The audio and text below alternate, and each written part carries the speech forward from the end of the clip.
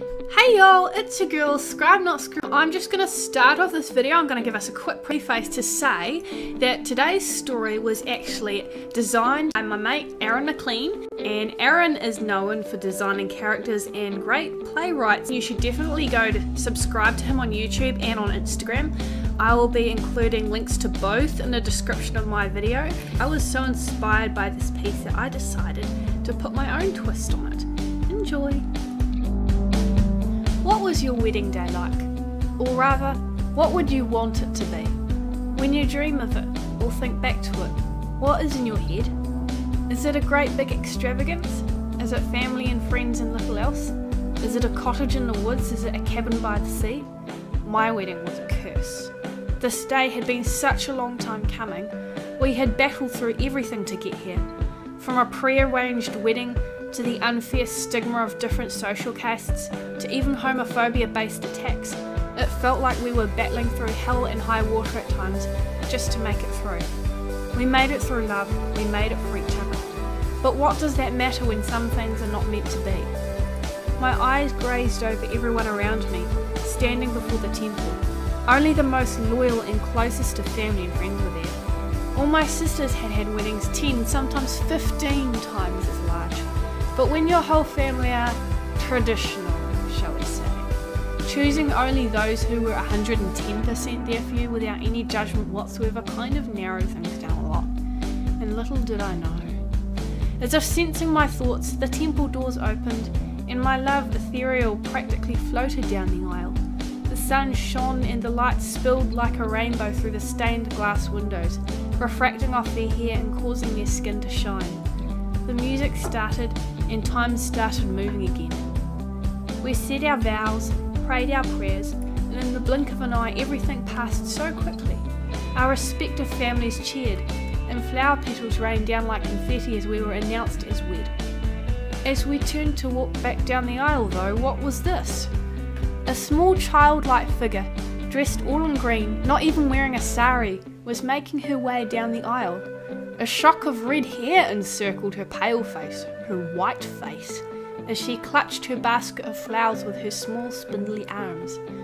Who was this? Whose white Palangi relative had turned up here?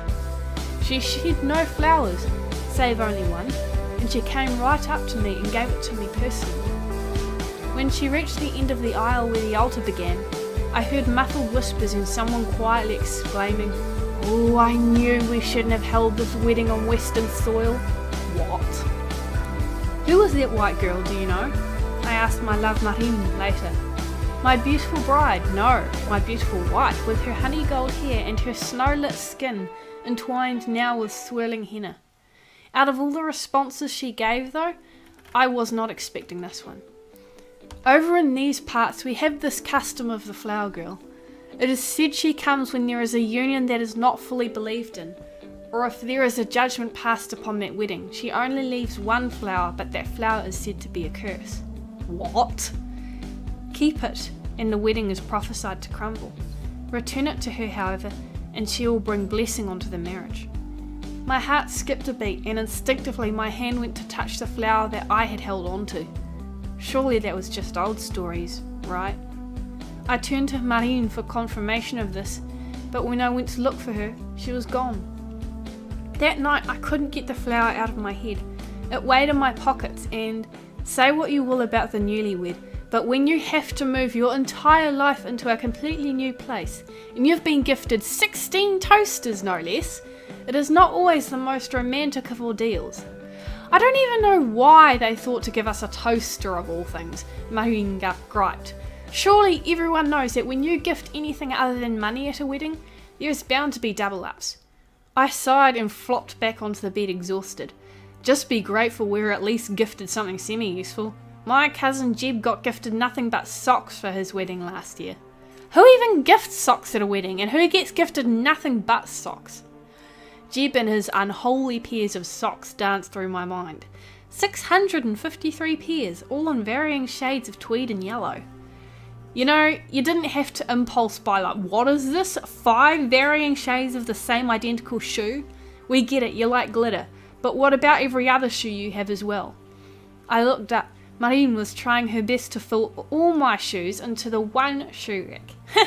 Good luck with that. I didn't impulse buy, thank you very much. Glitter is a much needed staple into my fashion tastes and outfits. Yeah, well, I didn't sign up for all these countless pairs of shoes. I could tell this wasn't going to go anywhere where I wanted it to, and that flower was still burning away inside my pocket.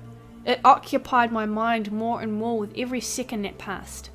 I'm going for a walk. I huffed. I'll be back later. Without looking back, I turn and walk straight out the door. I hear a, "What's up with you?" but I don't particularly care. The night weighs heavy and thunder clouds brew ominously on the horizon. I don't care anymore whether this flower is cursed or just superstition, but I'm finding that flower girl and I'm giving her back her gift of flower. Walking the streets, I scratched my head over everything I could think of or remember about her. Was she an outdoor spirit? Was she the cousin of someone's mum? I walk and walk for what feels like ages. The clouds roll in, and soon the rain turns in as well. I never stop though. I'm not turning back and heading home like this. The flower weighs heavy in my pockets, making its presence known. Lightning starts to flash, and the thunder rolls in. My hair runs slick down my back as I prowl the streets for any sign or telltale avenue. I walk and I walk until it feels like my entire existence is just forever walking, and even then I walk more. Eventually though, I cannot walk anymore. With the lightning screeching and the thunder howling, I've made my way to the top of a cliff. A pale figure can be seen right at the very edge sitting on a swing of all things. I have nothing to lose. I drudge myself closer and slowly closer. It's her. Her cold, gentle smile lures me closer and ever closer towards the edge. I have the flower in my hands. I'm not quite close enough. Who could have passed judgment on a wedding like this? Who would dare try and curse me like that? I stride forward, but it still doesn't seem quite close enough. I'm teeteringly close to the edge now though, and I can feel how thin the ground is underneath me. She beckons me closer, still closer. Eventually I cannot go any further. I have well left safe behind. I place the flower on the ground, and almost immediately a howling gust of wind shrieks it away. I look up and she's gone. There is no girl and no swing set. Was there ever one to begin with? I turn on my heel, scrambling back to safety, and just as well, a bolt of lightning breaks up the very clod of earth I'd just been standing on. I scramble all the way back home, and eventually collapse through the doors, dripping wet into my partner's arms. "Where were you? I was worried sick." "It doesn't matter, nothing matters. Let's get you dried off. You must be soaked through to the bone."